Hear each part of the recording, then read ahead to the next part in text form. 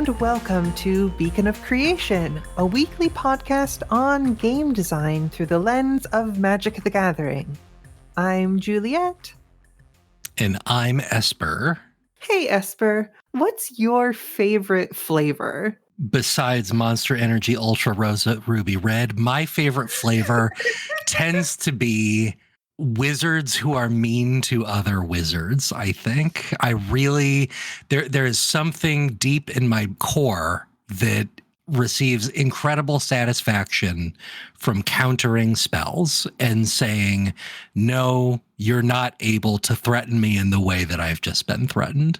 So that's big for me. And not to spoil too much of the direction we're headed here, I tend to like artifacts quite a bit as well.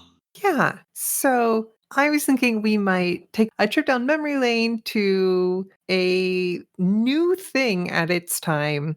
Seems such like a long time ago. Seems very odd. 2008, Shards of Alara introducing the Esper Shard.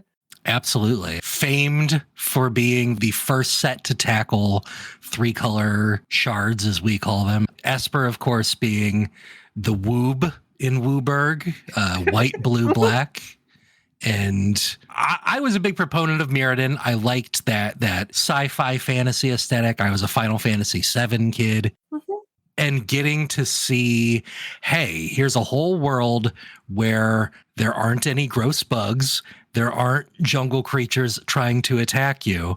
There's just weird blue guys with, other weird, smaller blue guys helping them in the middle of a place where you can construct clouds in the sky. And I was like, all right, tell me more about this. Yeah, so Esper really was, and I apologize that we're going to be saying the word Esper a lot. There's definitely some confusion going on. It, outside of literally Elder Dragons and the time spiral other Elder Dragons, right? Magic really hadn't done 3-color, multicolor game design. Like we had the old-fashioned guild mages where it'd be a single color and then 2 other colors for activated abilities, or the Seta Dega Necra Volver. Sure, in the evasion block. But as far as cards that were specifically, here's a gold card with exactly 3 colors of mana in its cost, it was kind of new territory. And this is just a few years after Ravnica kind of reshaped what, multicolor blocks could look like. Definitely. It's wild now to think that Ravnica was 10 years into the life of the game, that now every set has 2 color signposts. But back then they're like, well, let's do Invasion. We'll have a theme of multicolor and see how people feel about that. And that went well. And then they're like, well, Invasion was about playing 5-color, basically. They have domains. So going from there, let's do 2-color. And then Alara, some 10, 15 years into the game, them saying, well, how does 3-color work? And people loved it. There are design issues with it. Yeah. The natural inclination with 3-color in limited is, okay, why aren't I playing 4-color? Is it easy to play 5-color? And mana fixing kind of makes it easy to do those things, but without the mana fixing, you can't really play 3-color. So they learned a lot of lessons, and it was kind of, I think, not that Tarkir started as a multicolor 3-color block, but eventually really took on this iconic representation of, hey, here's the other 3-color groupings. It drove home in a big way. These are not just things you can build your deck around.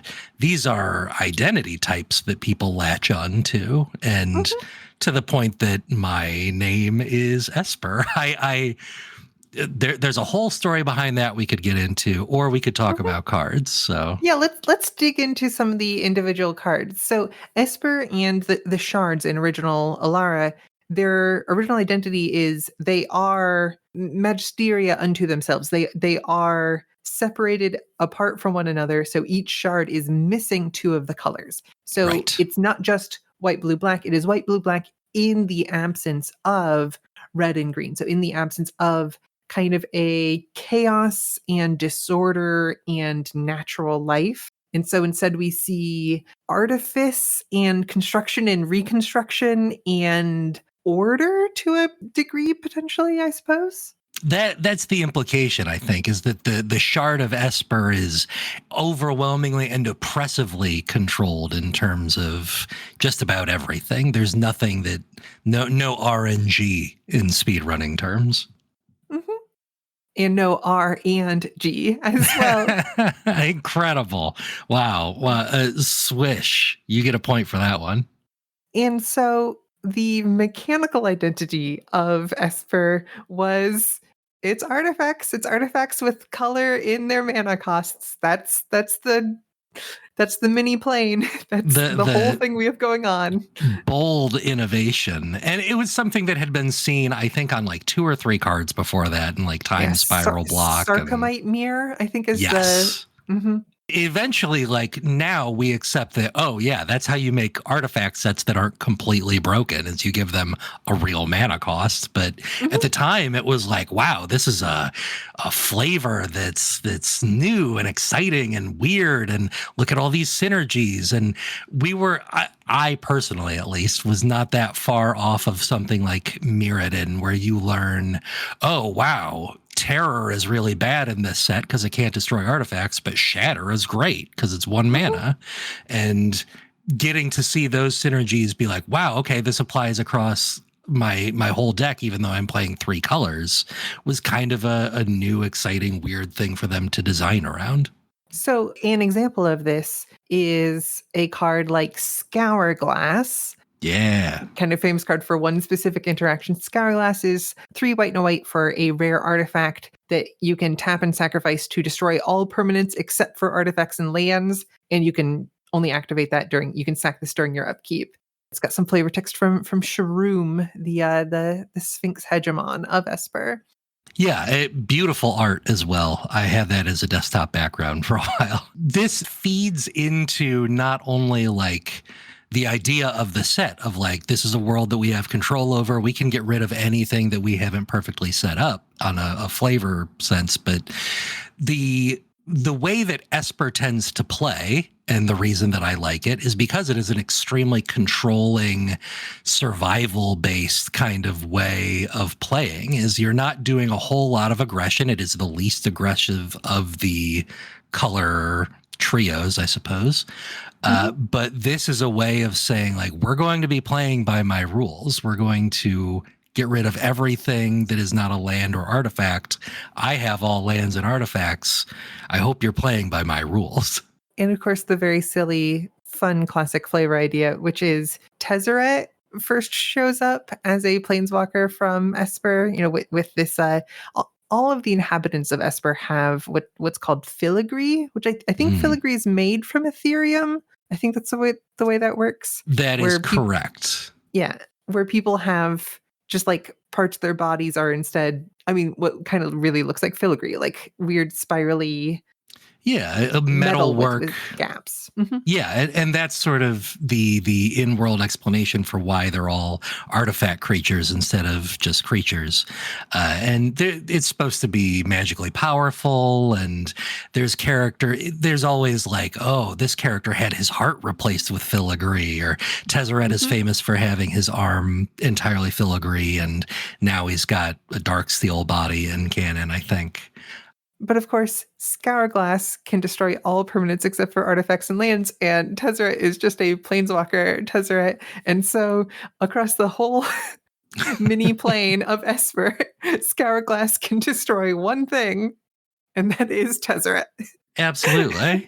He's I could think of an in-universe reason for that, is that he's generally... He grew up in oppressive circumstances. He was not well liked in Esper, is my understanding. But I don't think they made the Scourglass just to get rid of him. At one point, the shards were all converged in one place. It could be a leftover relic from the era of Progenitus and these sorts of things. But yeah, it is kind of funny that, well, just in case this guy shows up, set off this bomb. So across just the original Alara block, much less later kind of cards set on Esper and everything, we get a whole lot of sphinxes. Yeah. Which, sphinxes, I suppose, exist elsewhere in Magic.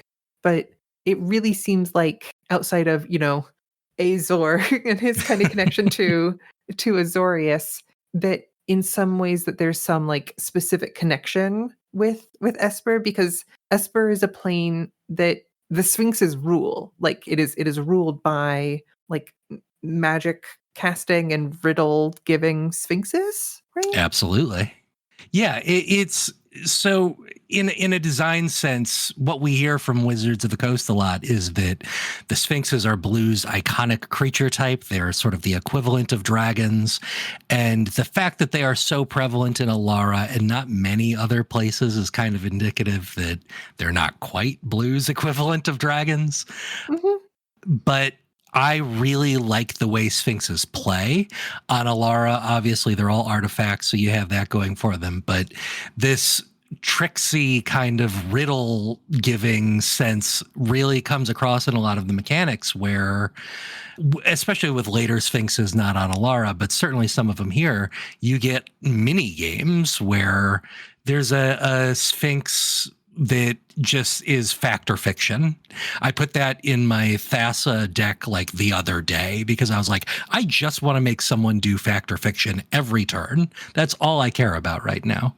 And the Sphinxes are really good for that, is getting up to 8 or 9 mana or however much they cost, and then having a giant beater that distracts your opponent with something weird and not necessarily magical.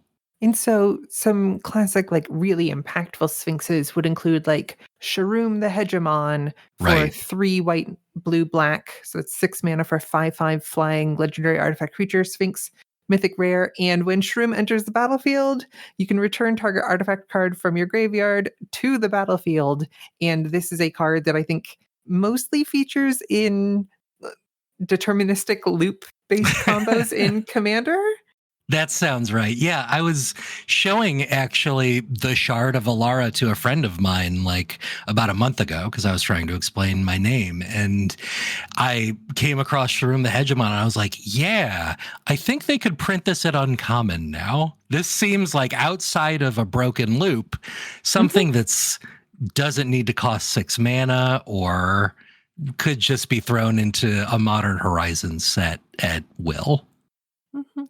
And so Sharum was the kind of named legend person that kind of goes with, we had different ones for each of the various shards, but there's also, in addition, I think maybe even more constructedly impactful stuff like Sharding Sphinx at the Yeah. time.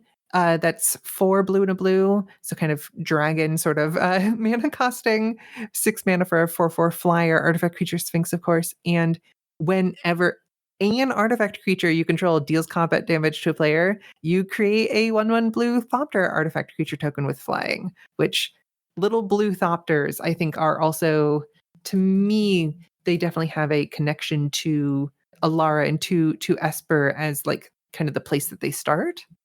Yeah, I know a lot of people are going to associate them with Kaladesh, but I'm with Mhm. you on that. I've always seen Thopters as a Dominarian card for one, but they really become like a thing that things start generating in Alara, I think. Yeah, it looks like technically there was Thopter Squadron from Exodus. Oh, hey, perfect. Making colorless ones. But the little ones in the modern era, Sharding Sphinx, and of course another really impactful card, Thopter Foundry, Oh, which certainly. was a major player in old extended and occasionally shows up in various moderns. I imagine it also has a big component in commander formats and things like that. Thopter Foundry is a card that combos with Sword of the Meek from Morning Tide. I want to say, I don't know That where Sword of the sounds Meek is right to from, me. Somewhere where in the Lorwyn block. you you're sacrificing an artifact to make a 1/1, but then you have this sword that comes back from your graveyard to attach to a 1/1, and so that you can keep kind of Just chaining cycling. and yeah. Mhm. Any amount of mana that you have, you can effectively make this work. Yeah, the color combination lends itself very eagerly, I would say, to like a time sieve in this same little gap here. Mhm, Sacrifice 5 artifacts, take an extra turn after this one. There's lots of stuff where you look at it and you think, okay, this is either completely useless or permanently breakable in some way. Like mhm. if I can generate 6 artifacts a turn, I'm going infinite and there's nothing my opponent can do to lock me out. It's a shard, a play style that really wants to not just win, but win on terms. Mhm. To have calculated and, like, Yeah. constructed through artifice, this sort of thing. I do think Time Civ is, in the very current modern era, an interesting card because it does see play a little bit in specifically Azmarona, Martika Dice, and Okultakar Oh, sort of sure. decks, where you can get 5 artifacts, but you can't necessarily get 5 artifacts every turn, so you're getting, like, 2 or 3 turns out of this rather than just, like, a strict loop. But historically, Times It is definitely a you play this when you can get 5 artifacts every turn, and then you just have locked your opponent out of the game. Yeah. The conditions that modern are in leads to a very like, hey, turns are wins. As long as we can get a couple of those, we got this in the bag. So I like that it's serving a sort of middle ground between infinite turns and no turns in at least one format. Mhm. One last Sphinx I'd love to talk about is Sphinx of the Steel Wind, which is a 6/6 for 5 mana, a white, a blue, and a black. So that's 8 mana for a 6/6 with flying, first strike, vigilance, lifelink, protection from red, and protection from green. And for me, one of the best flavor texts of all of these, which is no one has properly answered her favorite riddle. Why should I spare your life? Now that is a good riddle. No one in Magic tends to have a good answer for that. I'll tell you. Mhm. It's a cool card. It's Baneslayer in a lot of ways. If let's throw some protection on this thing and give it a bunch of keywords and beat face. You got fly and first strike and lifelink. I enjoy this card. I enjoy that some sphinxes are less interested in outsmarting you and more interested in like, hey, I'm a sphinx. Are you really going to mess with me? And this being an 8 mana card, you might say, okay, well, I guess some control deck where like you could have a faster win, but you're gonna just grind it out. But no, this card, at least to me, shows up so much in cube sort of Oh, sure. formats as both a reanimation target and specifically a tinker target Oh, I because it like is an that. artifact creature and because it is immune to a certain amount of removal. First strike, vigilance, lifelink, and flying are a fun combo together. It can't be like double bolted out. Yeah, And so definitely. you can make up for if you spend a bunch of life on the reanimate or if you're just like trying to catch up from a race, which Yeah, you're always going to get someone saying, "Oh, dies to Doomblade," but it doesn't die to every Doomblade in the world, like you said. That's got pro red, pro green is going to save it from fight and burn. It's a limited. This is the kind of card you want in limited. This will end the game, no question. Mhm. And in limited, if you're very lucky, you could get this mythic alongside a number of cards that do kind of want you to cheat artifacts into play. So like Absolutely. Shroom could get stuff from the graveyard into onto the battlefield. There's an artifact called Protomatter Powder on Esper that you can just spend a bunch of money, but on kind of an installment plan to reanimate something. But there's also the Live the Dream, cool filigree uh, Artificer, Master Transmuter for 3 and a blue, artifact creature, human artificer. And you could spend blue and tap to return an artifact you control to its owner's hand to put an artifact from your hand just straight onto the battlefield. So you just want one of these sphinxes, but if you happen to have Sphinx of the Steel Wind, that is a great card to be able to like just cheat into play. Yeah, it's a perfect top end for a strategy like this. Plus, Master Transmuter has that very very good chippy art. The whole set had some really all timers here. That Esper panorama, that particular island is the one that I put Mhm. in my decks for a long time. Big fan of Master Transmuter plays, which has been in decks of mine before. Pretty fun stuff going on there. Yeah, Esper Panorama has the clouds, but like regimented, like Yeah, drawn there's with straight sliced and lines. divided. It's a very I've always been a big fan of that style. It's my desktop background right now. In fact, is Mhm. the island next to it with the grid lines in the sky, and you just get the idea of these mages who have a sense of the 24 winds of Esper, or however many it is. It's somewhere they talk about the winds of Esper. Yeah. You just get the idea of like a Vidalkin spreading his hands and moving clouds across the sky into certain formations, and it's extremely cool flavor to me. On Counter Squall, a blue and a black for an instant with counter target non creature spell, its controller loses 2 life. Flavor text gives us each of the 23 winds of Esper is named and chronicled, and every possible interaction with the flow of magic is exhaustively detailed.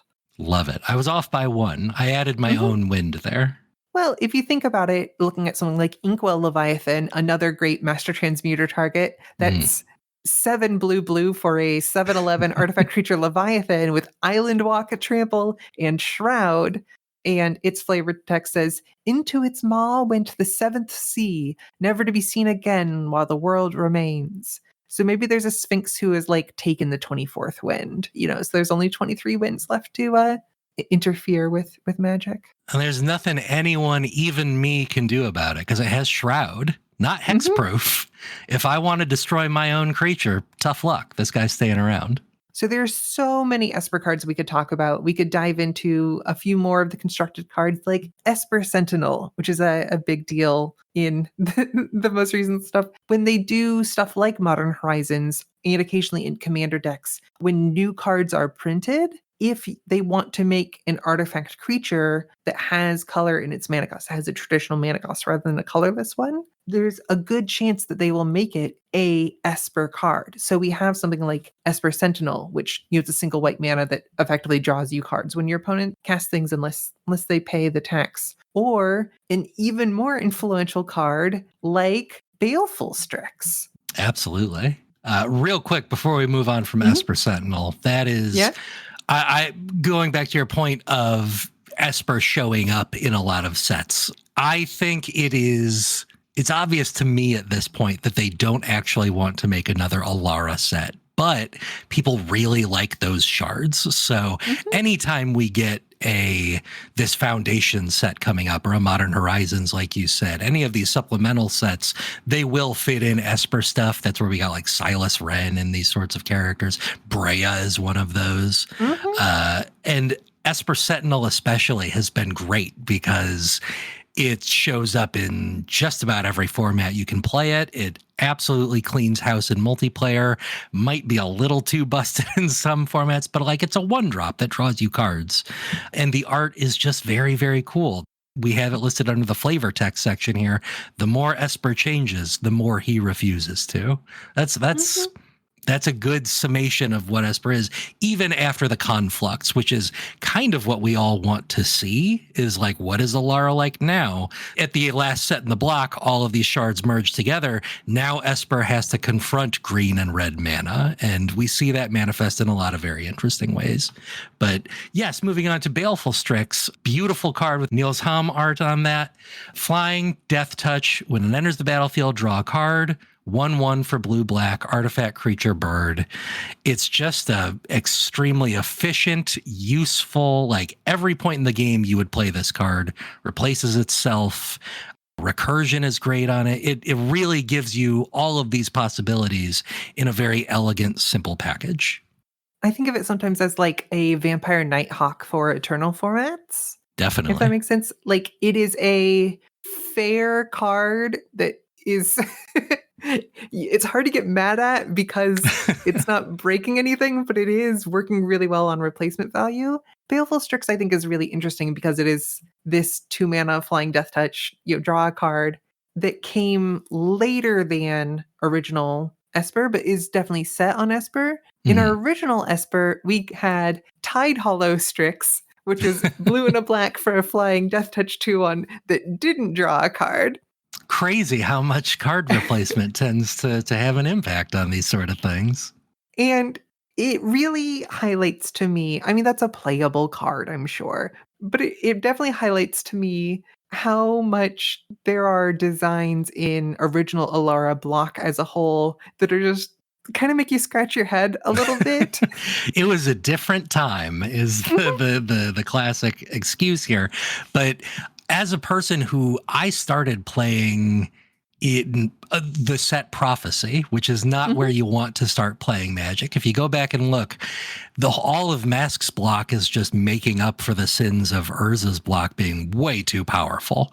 And Mhm. so I come from this era of like onboard tricks and all sorts of like, wow, I can get creature right to my hand for 20 life and 30 mana. And like, oh, resurrecting something. All it takes is sacrificing half my board, and just horrible deals in terms of value. And so when you start to see things like Baleful Strix, and also right around this era is are cards like Solemn Simulacrum, where it's like, okay, this is not a flashy game breaker that's going to finish things off, but it is teaching me things about value and how drawing cards is important and ramping your resources are important. Every little thing this card does something for me. And the other thing I will say about this specific era of Magic design is it feels like in the post Future Sight world that we should be like, oh, we're kind of like following some modern game design principles. But in many ways, a lot of those didn't come in until, like I would describe as like the Innistrad era. Yeah, even as late as like Tarkir, they're still learning major elements of like what we just take for granted now. And so I still remember when it was originally spoiled how exciting a card Windwright Mage was.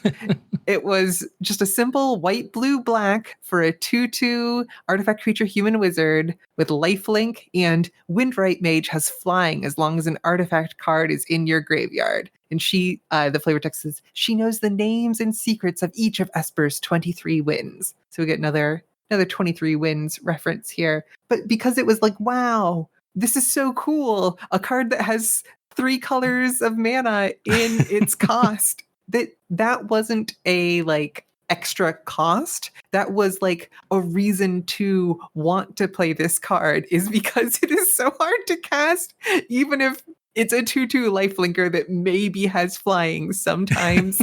And you probably aren't even casting this until turn 4 or 5 to like make sure you have all of your colors in order. I'm telling you, it's that chippy art. We just see it, and Mhm. immediately there's no way this card can be bad. No, I totally understand what you're saying, because we had already learned these lessons. Like we knew we had hybrid mana at this point. We Mhm. knew that more colors generally means harder to cast, but there was just something about the appeal of this is a gold card with 3 colors in it. We haven't seen that since like Legends in a meaningful capacity. It was really exciting. And you compare this to whatever that broken common from Capenna was. It's like for 2 colorless and a white, has flying, lifelink, and some other third ability that Mhm. is super important. It's insane that we were excited about these cards, but these cards were really exciting. They were new. They were going places that we now just accept and embrace as everyday Magic. Wait, to me, it makes me think about how people would have felt seeing like Legends first come out and The Dark. We're like, wow, Yeah. you can have cards that are more than one color. Oh, I definitely want to play that because, we haven't even like attached identity to color pairs yet. We haven't gotten there yet, but we have this new potential. There are some real clunkers, I suppose would be a way I would describe. I would say that's generous, even. Yeah. So I'm going to describe one of the worst cards I've ever seen, and then I'm going to describe a worse card than that. Vectis Silencers for 2 and a blue for a 1/2 artifact creature human rogue. That's 3 mana for a 1/2. And then you can spend an additional 3 mana, 2 and a black. Vectis Silencers gains Death Touch until end of turn. I, Six and mana for it's got 2. for a 1/2. Yeah, with Death Touch sometimes. Guy looks cool on the card. I mean, I can't defend this, certainly. I don't know what they were thinking there, but I'm sure that like in limited, this got played, you know. Someone was probably turning on their Vectis silencers every turn and getting smashed by some guy playing Jund. And, you know, this definitely is probably going to come around to the blue-black artifacts Esper drafter. So, like, there is that. If, Oh yeah, nobody's second or third picking this. you know, if you cast this, it can at least turn on your, like, Glaze Fiend, I suppose, or something like that. You can return this with Master Transmuter to get your Sphinx out. This is true. This is true. And now for maybe the worst card I know of. Vectis Dominator for 1 white and a black, color pair near and dear to my heart. It's a 0/2 for 1 white and a black, artifact creature, human wizard, with tap target creature, unless its controller pays 2 life.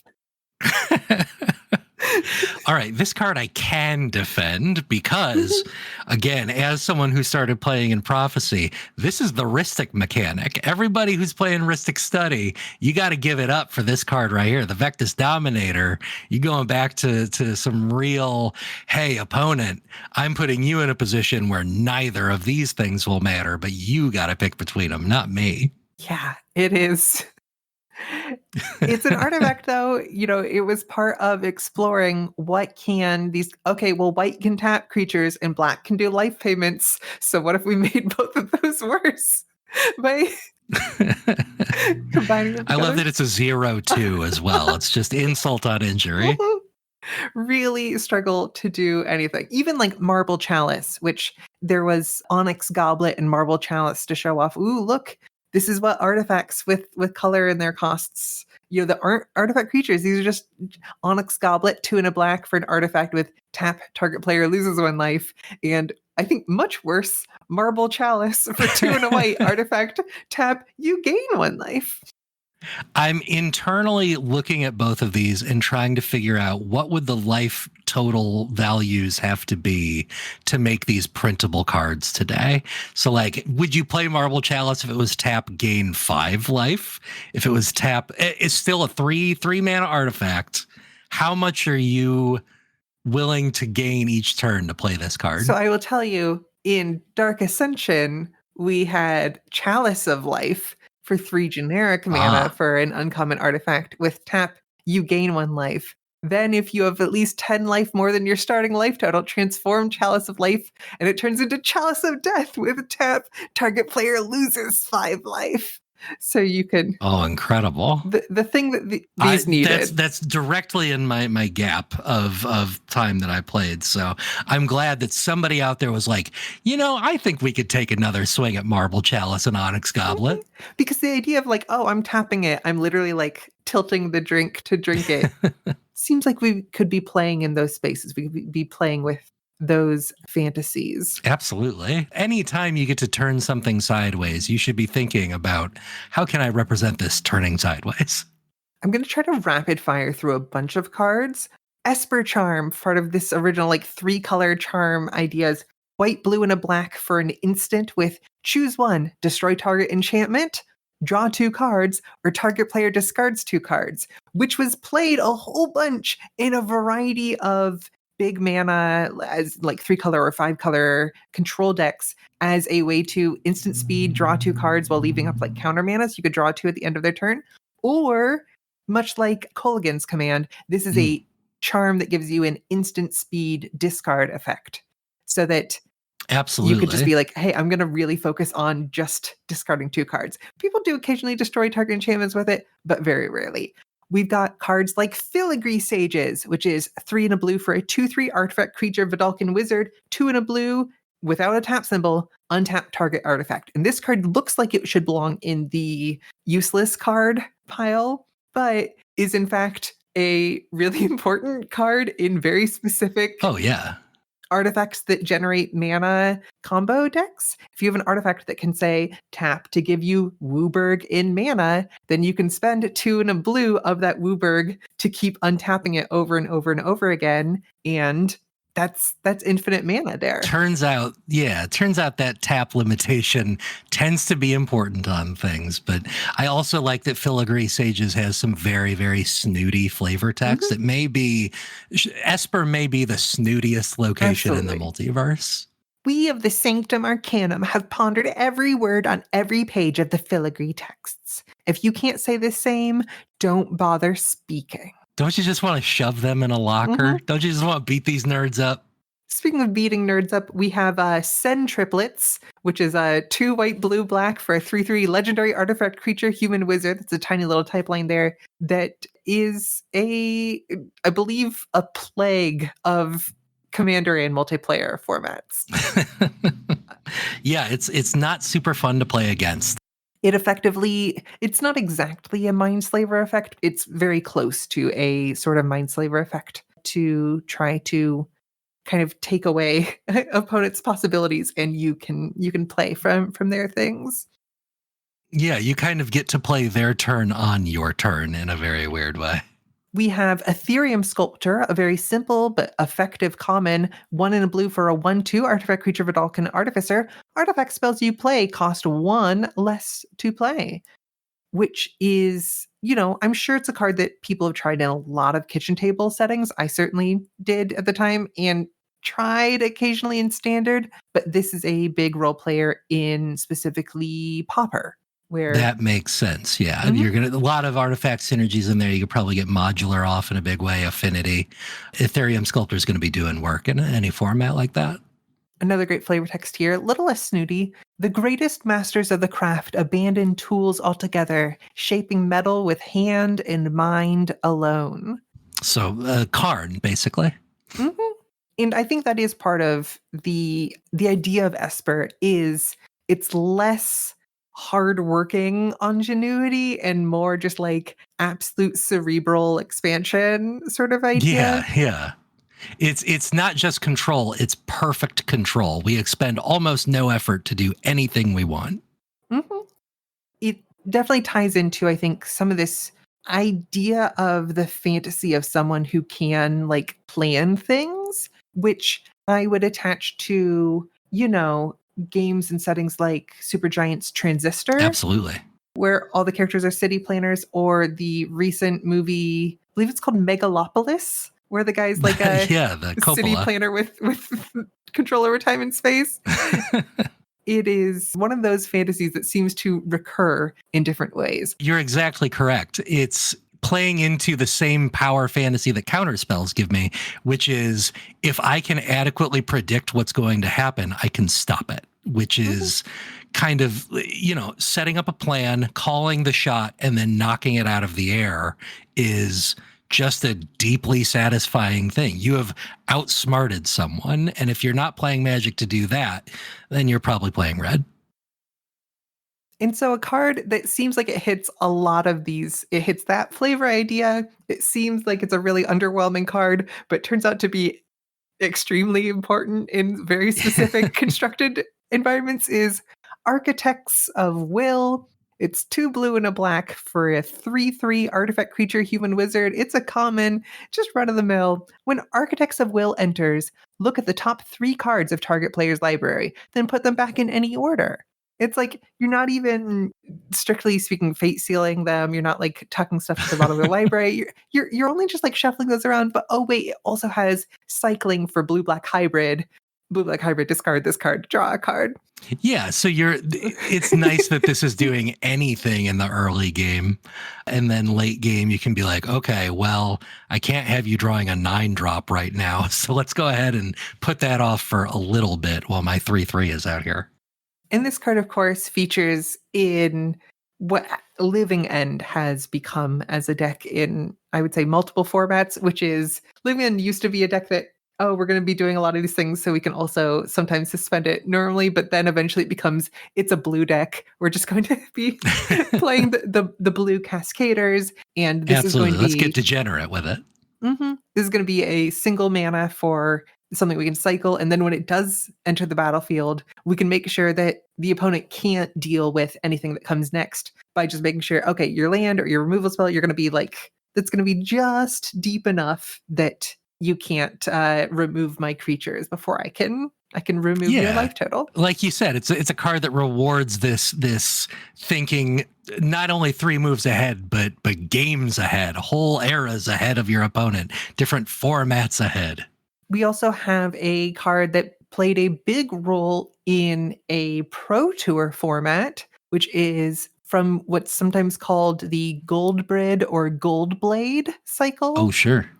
And probably the most famous of those cards. Although I think like John Hackblade is kind of cute, kind of fun. But we have Esper Stormblade, that's a white-black hybrid, and a blue mana. So you have to pay the blue, and then you can play black or white. For a 2/1 artifact creature, Vedalken Wizard common, as long as you control another multicolored permanent, Esper Stormblade gets +1/+1 and has flying. The same mana cost as Thopter Foundry. I never noticed that before. Yeah, this is blue, and I mean, in multicolor, you can get better value because it is harder to cast, especially in the early turns. But the fact that there was a blue kind of base creature that was a 3/2 flyer for 2, everyone was like, all right, well, this is insane. And at that time, it was controversial to get a black grizzly bear. Like it was, there were just things you don't do. And this was important to have around. Yeah, the evasion and the power together were particularly useful during the Shards of Alara block constructed Pro Tour Honolulu back once upon a time, back in the day, where the green-white extremely dirtily mid-range deck. I want to say, is it Rock's Meditant? Yeah, Rock's Meditant was a big player for 3 and a white for a 2/4. When Rock's Meditant enters the battlefield, if you control a green permanent, draw a card. So a 4 mana 2/4 that could draw a card was like, everyone was like, well, I'm just auto playing this. And Esper Stormblade could go, ooh, what if I flew? What if I had any evasion at all? Turns out to be a much better idea. Generally so. It's not the most Esper strategy to just hit somebody in the face, but evasion does make it feel a little bit more fitting in. Mm-hmm.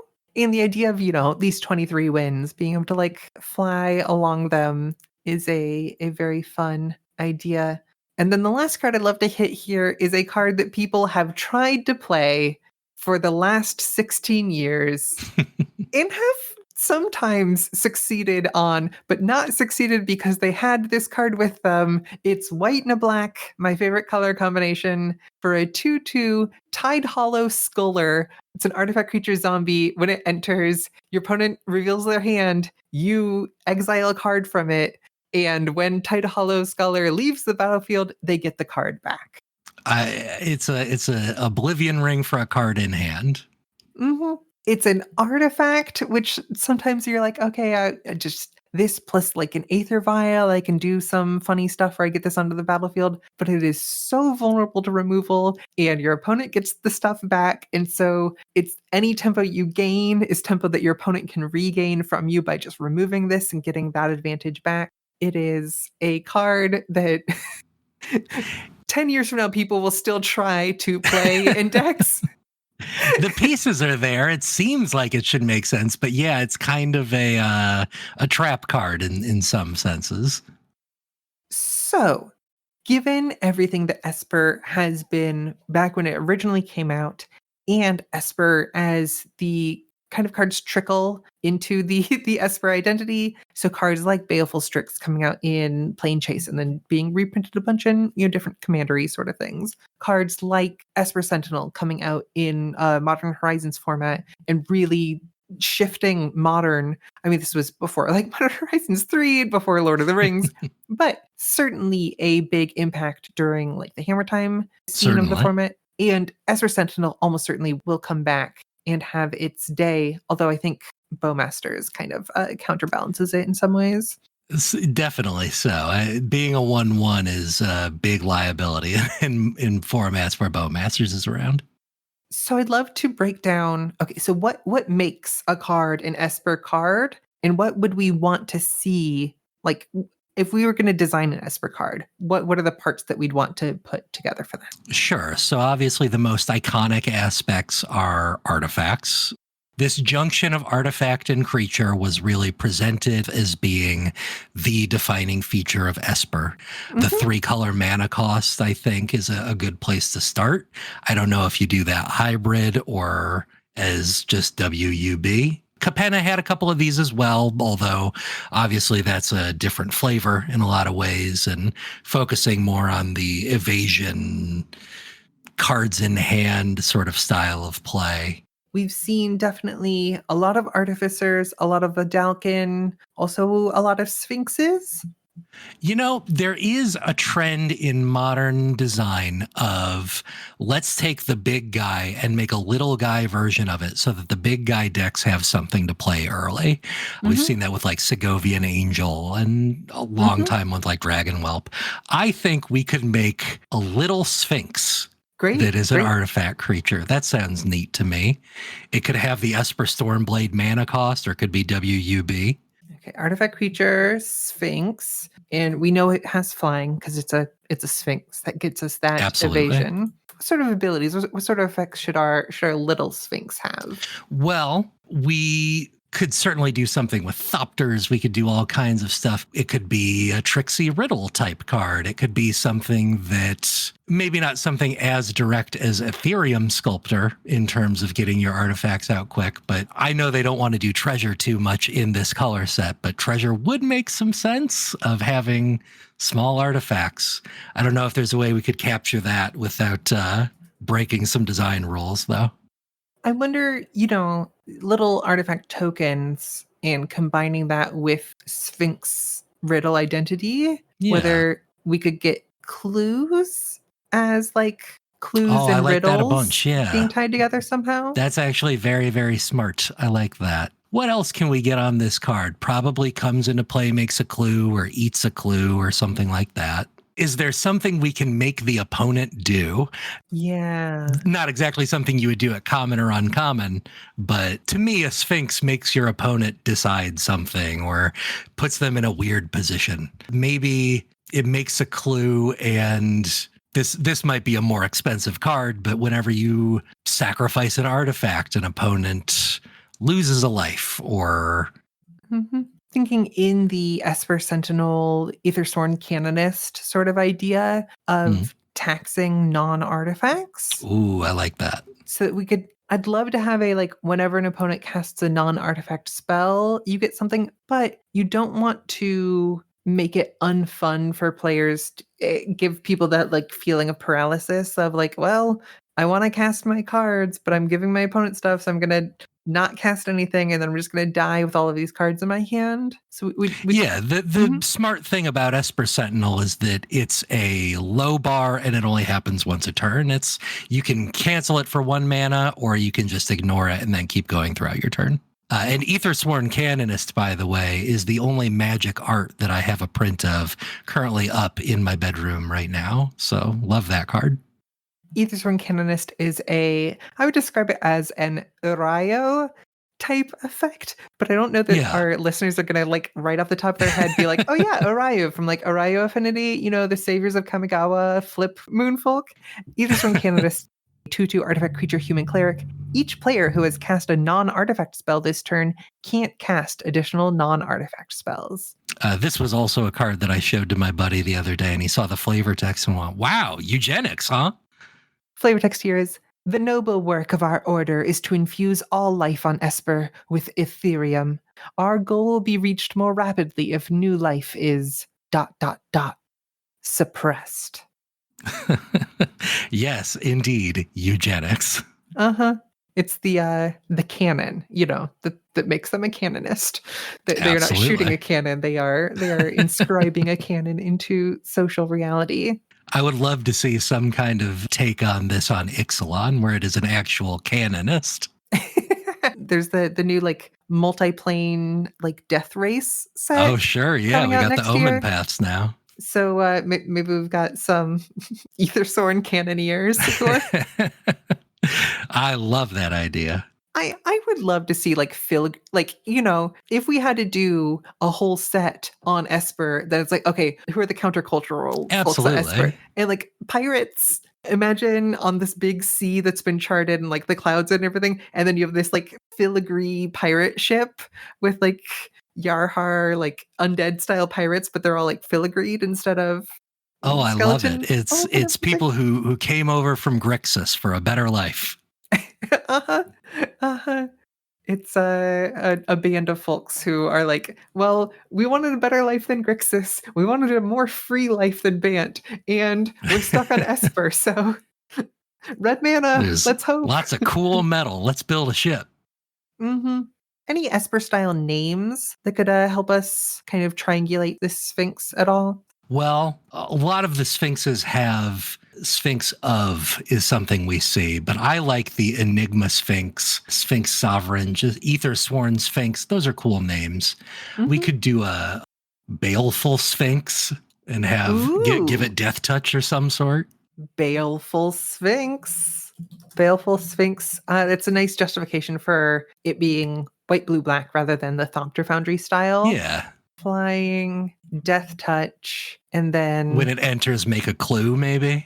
okay, flying blue, death touch black. So we could make this ETB thing something white related. Sure, that would make sense. So like, and we could also figure out the power and toughness. So like when this and when you gain life, create these tokens or something. But that loops too much with. So the first time you gain life each turn, create a token and investigate. I'm trying to gather how is white already represented on these cards, and the answer is not especially. Yeah, and so this is one of the things about okay, yeah, it's white, blue, black. It's an absence of all these things. White is kind of doing the other half of blue in a lot of these hybrid Right. cards. White is, I suppose, being the destroy target enchantment part of Esper Charm, but that is so tiny compared to the draw 2 cards of blue and the target player discards 2 cards of black. Yeah, even the conditional enchantment removal is not something you're going to see very often out of Esper Charm. And so, on some of these sphinxes, you're doing a little bit of like reanimating, but it's like, okay, we can do that in black. We could do the lifelink part in black. Sphinx of the Steel Wind, really just the vigilance part, but even that in the modern era is blue. And so a lot of these, Baleful Strix and Time Sieve and stuff like that, those are just blue-black cards. Thopter Foundry, even with its life gain, could easily just be a blue-black card. Architect's Will is a blue-black card. So what is a good, even if we haven't gotten in the past, what's a good kind of foray for the white part of an Esper identity? Or is it just the taxing and limiting thing of Esper Sentinel and Aethersworn Canonist? Well, it could be a thing. This is more of a blue thing. I was thinking reducing power and toughness or reducing power, like target creature and opponent controls gets -2/-0 or something like that. So it can keep it alive even through the death touch blocking. But that's a very, very reactive card at that point.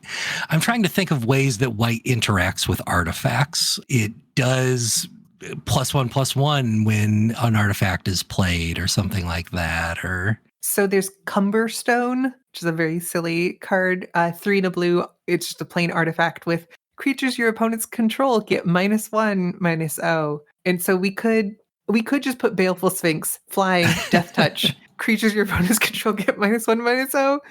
And so we've got this like it's difficult to kill, in combat. It's the baleful stare of it is reducing that. But that is absolutely. I like that. Mono blue thing. And I'd love to get some like thing caring about you having artifacts other than just this card on there. And so this might be too powerful, especially at the mana cost we're thinking, but is there a way to, when this comes into play, return a permanent you control to its owner's hand unless you control an artifact or something like that, where it's almost a drawback, but you can finagle it to be in your favor? That feels Sphinxy to me. Okay, so we could play a little bit in the Esperzoa. Yeah. Play a little bit in the like core Skyfisher sort of space a little bit. Could be doing some flickering. This enters return an artifact you control to its owner's hand. If you do, investigate and gain 1 life. I love it. get the white part. It's not drawing you a card, but it is close to drawing you a card. It's generating some fractional amount of card advantage. Okay, so what's a good power and toughness for this card? Well, at this power level, Mhm. what are at this mana cost, I should say, Baleful Strix is one less. That's a 1/1. And I like the idea of this being a small guy. Sphinxes usually kind of have a bigger butt, so it could be a 1/2 or a 2/3 or something like that. This is not the part of design I am most efficient at, is what I will say. Usually I'm like, make it a 12/12. Who cares? It'll solve itself. As we often say, a 3/2 for 3 is the place to be, but I think in the style of classic white investigate cards, in the style of our Raven investigators and things like that, Absolutely. a flying Death Touch 1/2. The thing that we've created though with this is a card that is definitely not broken. I agree with that. I think this is a really nice, maybe uncommon, something that can fill your curve. And again, what I like is that you would put this in a Sphinx deck for sure. Sure. So here's what I've got. Baleful Sphinx for a white, blue, and a black. It's a 1/2 artifact creature Sphinx with flying, Death Touch, and when this creature enters or an opponent casts their first non-artifact spell each turn, you may return an artifact you control to its owner's hand. If you do, investigate and gain 1 life. That definitely feels, yeah. 2 artifacts on the battlefield, Death Touch, we're getting a little ping of life. We've got this evasive card here. Great. I think this is a fun, weird card. I love it. That is, I'll order a play set right now. If you'd like to design some cards, we have our November monthly design challenge, which is Going Nova. Take an existing instant or sorcery card and make a creature that can cast that card once. Cast is kind of expansive, so this could be channeling, this could be an adventure, this could be all sorts of different sort of things. We got some bonus points here. Nothing gold can stay, as dawn goes down today. Make the base card at least monocolor. And Vampire Weekend. A life payment is required somewhere. And that's due November 29th. Get it in, everybody. What's your favorite existing in Magic instant or sorcery card? Oh boy. I cast a pretty satisfying mana drain the other day, I gotta say. That was a fun one. Yeah. Say, I think we have Draining Welk. Is that the one? Yeah. Ooh, yeah. That's a classic right there. Time spiral era of turning the weird little bugs on mana drain into a creature. Mm-hmm. So that's our podcast for this week. You can join our Discord with the link in the show notes. Thanks for coming on, Esper. Anything you'd like to tell people about? Absolutely. Thank you so much for having me. I had a really, really great time. If you are into me rambling about magic, I really only do that on social media. You can find me on Blue Sky at Esper. Some other places is at Esper Control. That might be me if you look me up. I edit a podcast called Insert Credit that I also guest hosted last week. You can find that at insertcredit.com. Really good forums over there. I edit a show called 52 Pickup, which is about the DC Comics series 52 that I know is going to sound like an exaggeration, but I really mean it when I say is a 52-issue comic series that shaped the entirety of media that came after it. Lost, wow. 24, all of these things are very much in conversation with 52 as they are happening. So check that out. It's on aftermath.site. Just look up 52 Pickup Podcast. So 52 Pickup is kind of like a Homestuck Made This World. But it's very much a Homestuck Made This World. And we have coming up over on the Moonshot Network, Ground Control Baltimore, our in-person charity stream, which you can find at twitch.tv/Moonshot Network. And that is going to be November 16th and 17th. It's going to be raising money for a lot of the folks hit by the hurricanes this summer. That is a very good idea. I think that is something I'll tune in for myself. Thanks for listening, and always remember, solidarity forever, and don't give your money to wizards. wizards. Yeah.